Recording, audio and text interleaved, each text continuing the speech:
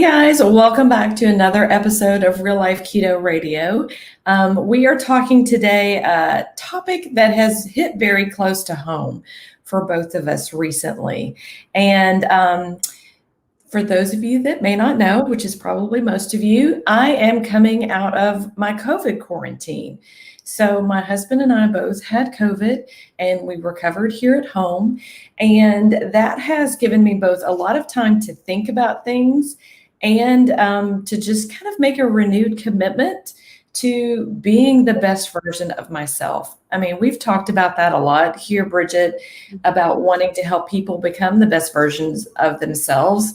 But my recent experience has really made that hit home for me, and how thankful I was to have gone into COVID in the health status that I was, not being on any prescription medicine, basically being in fairly good health, and my husband as well, and kind of coming out of that and just been so thankful for the health that we had going into it, thankful that we're coming out of it, but renewing our commitment and even upping our game as far as what we want to do to be in the best physical, mental, emotional, spiritual, financial condition that we can possibly be.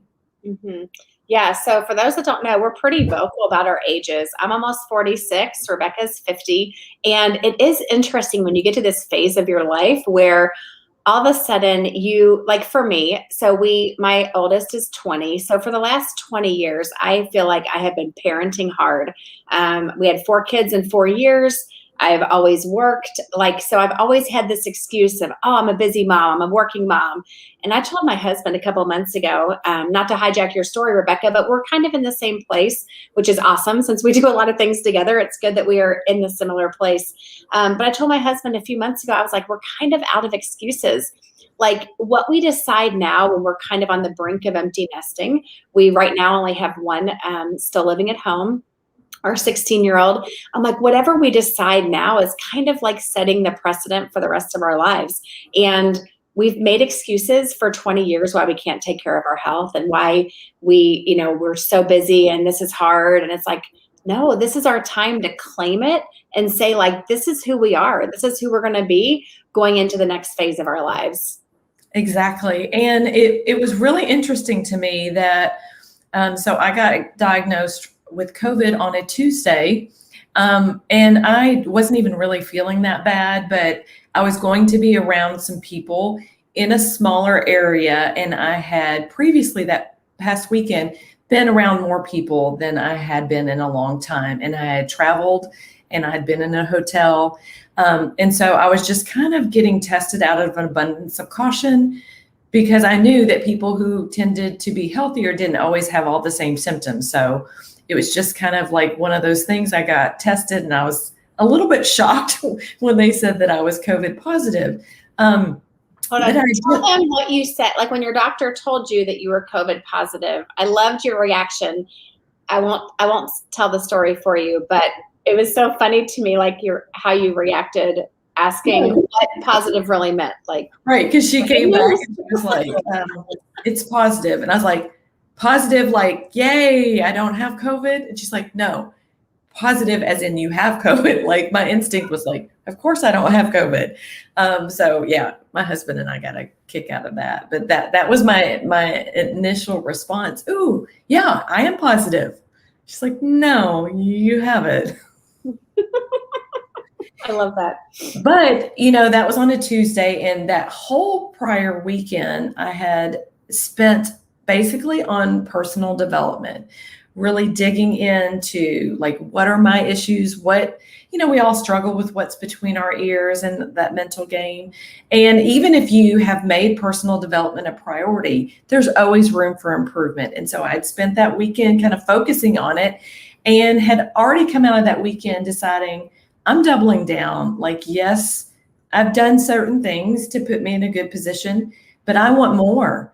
I want more out of life, and I want to bolster my physical body as well as my mental capacities to make sure that I'm ready to fight anything that comes my way. What's going to come your way? Well, hello, enters COVID, right?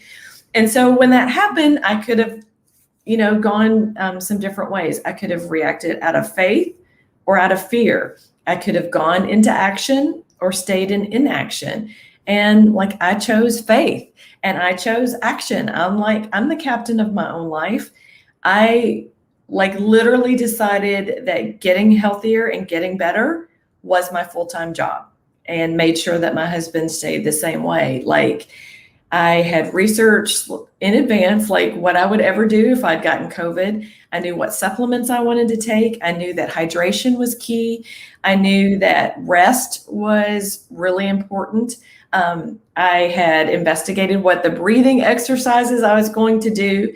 I knew that getting outside, being active, not to the point of exhaustion, but like to make sure that regular movement was a part of my day, getting fresh air, getting actual vitamin D from the sun was going to be a thing. All of those kind of things I just made as a priority. And like, I literally scheduled my day for, okay, now it's time to go outside. Now it's time to take this supplement. Now it's time to make sure that we're hydrating. And like that, literally, I told everybody I talked to, my full-time job is getting better. And that was just our commitment. It wasn't ever, am I going to get better? Am I not? Like, it was, I'm going to do everything that's in my power to make sure that we have a full recovery from this as quickly and as completely as possible. Yes. So it's been a little bit interesting. We got home from this event, and Rebekah, of course, she and John got COVID, and I have just been sick, like just allergies, cold, kind of just sick. So it's been a struggle. Doing what we do, we depend on working quite a bit and staying busy, and we just depend on being healthy and active. And of course, we weren't able to work as much or do as much over the last couple of weeks. We didn't even do like live recordings the last week or two because when we would try, both of us, like my throat was really sore, and it was like anything that you see videos that I've made in the last few weeks, I got a cough drop like in. a little chipmunk you were. Yeah, and then we'd have to pause it for me to have a cough break, or Rebekah have a cough break.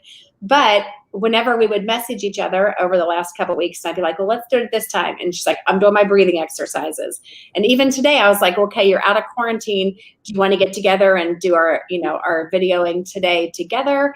Or on this platform that we're using right here. And she's like, well, if I come there, then I'm going to have to pack up all my supplements because it's like such a regimen that she has been on to stay healthy. It's been super inspirational.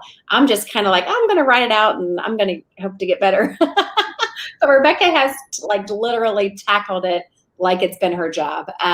So it's been really cool to see her prioritize herself and put boundaries up. Like, no, I'm not going to do that.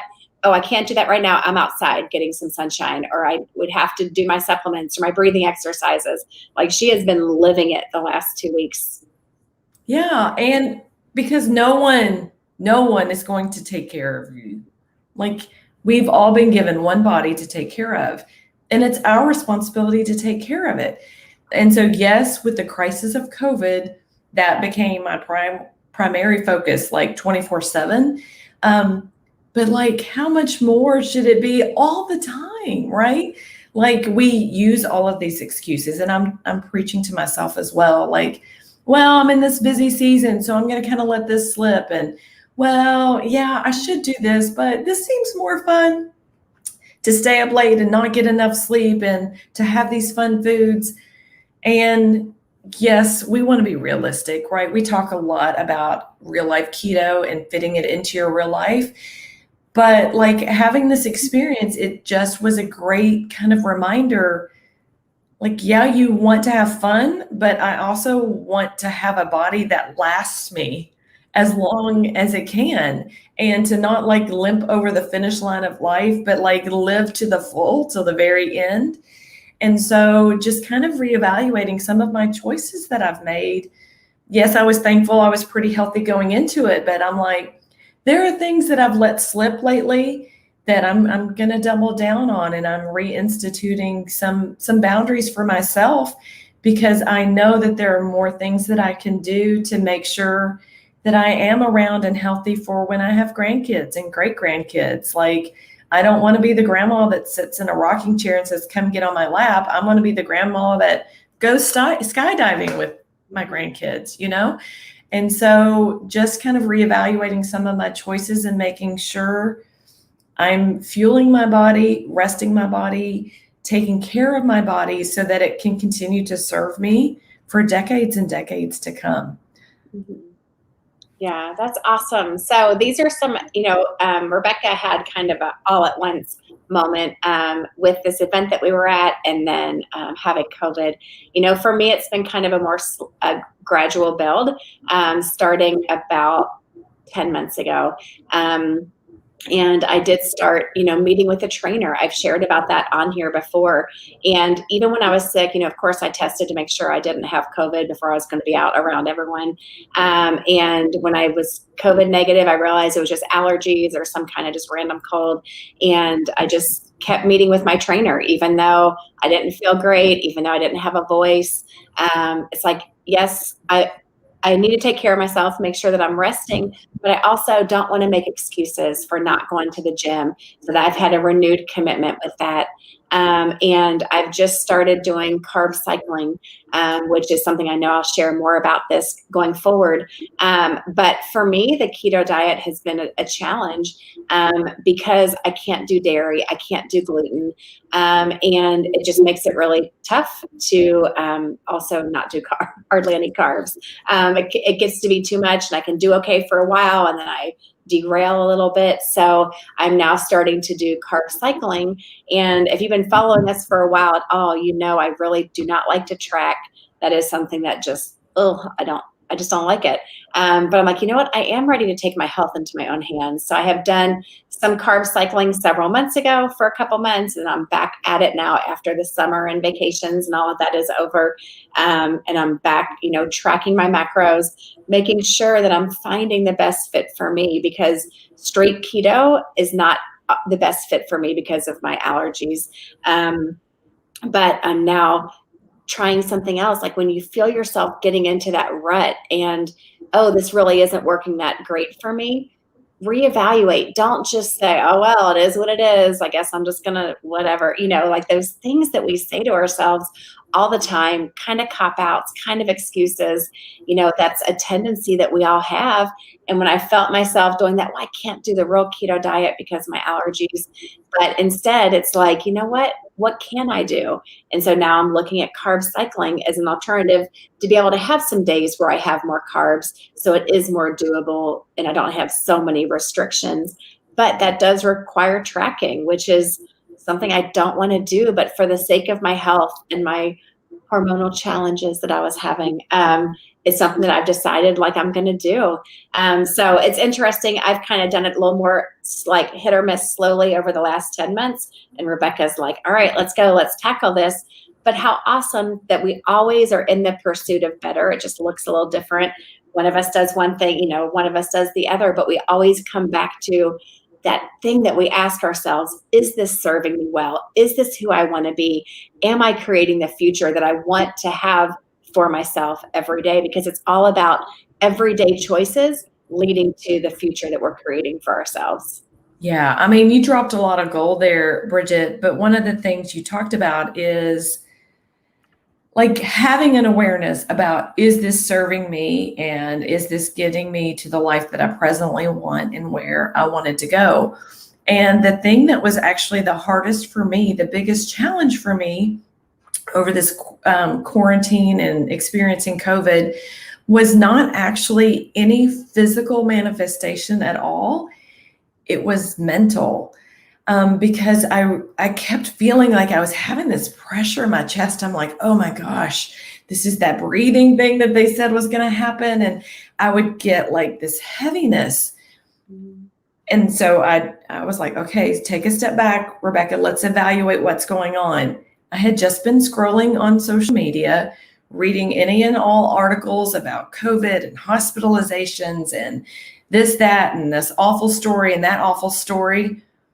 That was what was causing that physical manifestation. Like that was what was causing that tightness in my chest. it was because I was getting worked up over things that I was consuming on social media and through the news. And so I had to be like, nope, we're cutting that off, because I realized and made that connection for how I physically was feeling based on what I was consuming, not through my mouth, but through my eyes and my ears on social media and the news. And lo and behold, like I stopped consuming that kind of content, and I didn't have that feeling in my chest and that pressure and that heaviness. And I'm like, I was fighting against myself because I was consuming things, and I was telling myself, oh, I need to be really informed about what's going on, and I need to know this, that, and the other. I'm like, nope, it was not serving me in that moment. Yes, I'm glad that I knew what to do as far as a physical strategy, but it took me a couple of days, honestly, just being super vulnerable here, to get to the point where I was like, oh, I need to watch what I'm consuming with my eyes and my ears, because that is impacting me physically, and it was impacting my recovery. And so I just had to go on a social media diet and cut out some of those newscasts, and I had to fill myself with positivity. I intentionally looked for podcasts that were positive, that fueled me emotionally. I'm a Christian, so I dug deeper into my faith as well, and listened to uplifting music, uplifting podcasts. And that helped my recovery, I believe, just as much as the physical supplements, the hydration that I was putting into my body on a physical aspect. My mental diet was even more important, probably. But it did take me a couple of days. There were a couple of days where I was really struggling until I made the connection with what I was consuming with my eyes and my ears. I'm like, oh, I can't do that anymore. I had to replace it with positivity. And like, I got more intentional on reaching out to friends and family. I did dig into my business, and every day I pretty much got dressed, and I mean, fixed my hair, put on makeup, even when I didn't feel like it. I created video content at home. Bridget and I did a lot of streaming where we did things together. And it was so great to have that outlet to pour into and to focus on, instead of, woe is me, am I going to get worse?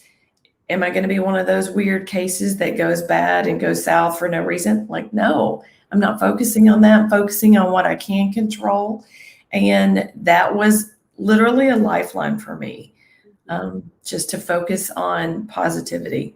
Right. And that was, I wish you all sometimes could see our messages back and forth. And we really do live this. And, you know, Rebekah sent me a message like she's struggling. I'm like, what have you been looking at on social media? What are you watching? Like, I mean, you know, and she knows this and she was doing it, but just that reminder that there's a lot of things in our lives that we cannot control. So we have to shift our focus to what can we control.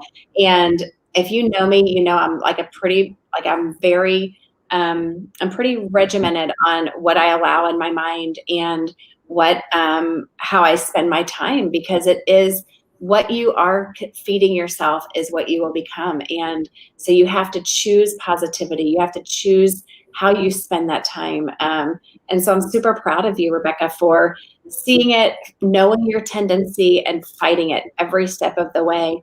And it's super powerful. And then just a lesson for all of us, like, you know, you didn't choose that you were going to get it, of course, but once you did, you had a plan. You just like, it's this thing of like tackling it and not just accepting things that come into our lives, but actually proactively going after it and saying, this is what I can control, and this is how I'm going to control it today. Exactly. And that's so, it's not just important for you, it's everything, right? It's like, it's taking control of your life and saying, yeah, maybe I got this illness, or maybe something happened to me that I couldn't control, but I can always control how I respond. And so to me, that is very empowering, instead of being disempowered by being a victim. Like, oh, this happened to me, or, oh, this, you know, I got sick, you know. I was like, okay, I got it. A lot of other people have dealt with this. I've had close family members deal with it. I've even had, a really close family member get hospitalized with it. It's not like I'm trivializing what has happened, but yes, like be proactive and be your own best advocate.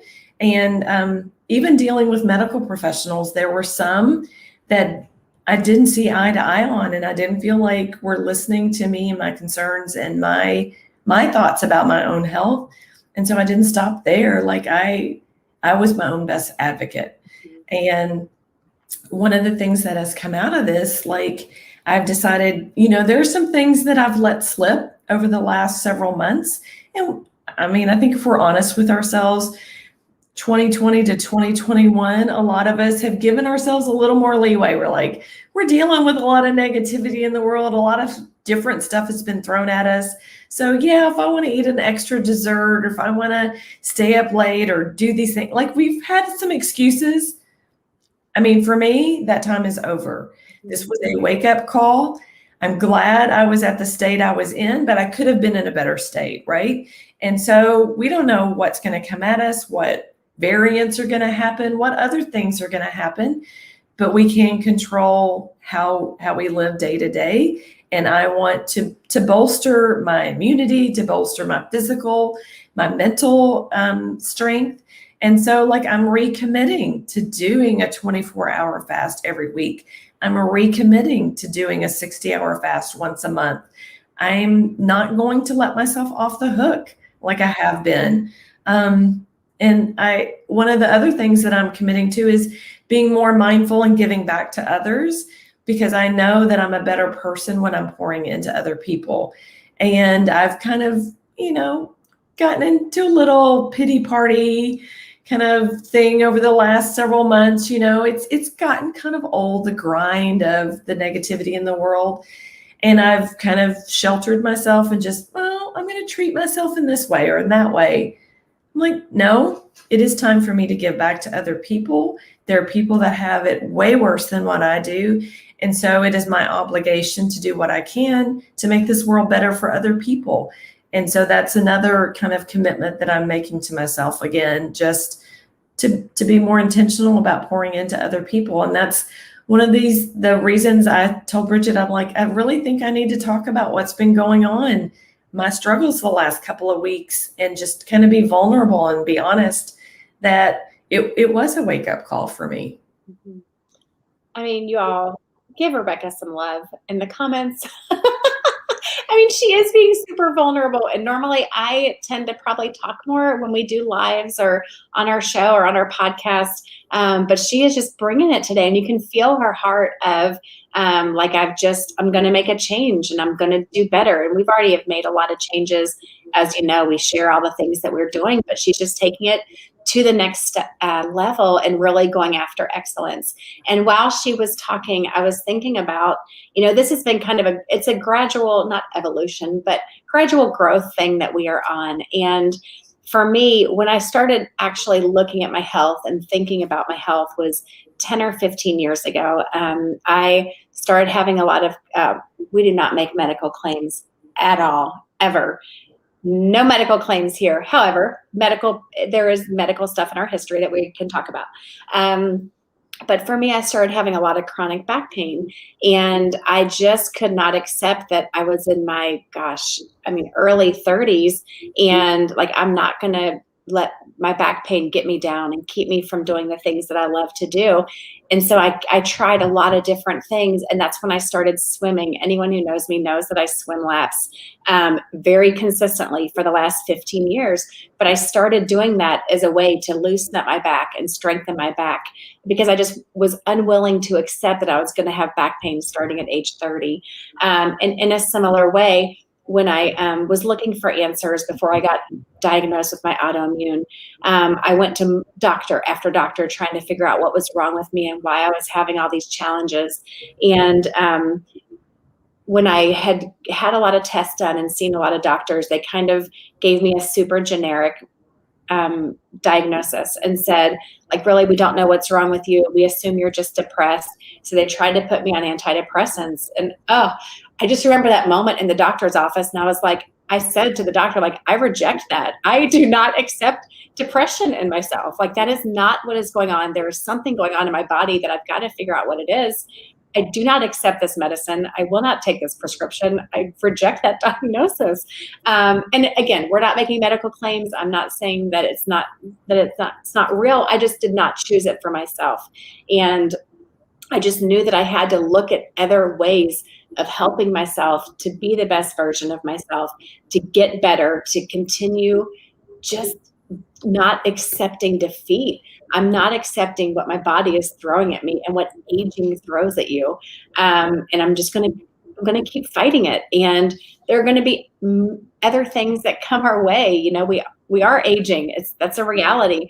We are going to get hit with other things that we can't control, but daggone it, we're going to take everything that we can control into our own hands, which is what we eat, which is the supplements that we take, which is, drinking ketones, which is exercising, all of those things that we can control. And Rebekah mentioned doing a 24-hour fast every week and a 60-hour fast, which I've done many of, but I've fallen off and haven't done it for a while.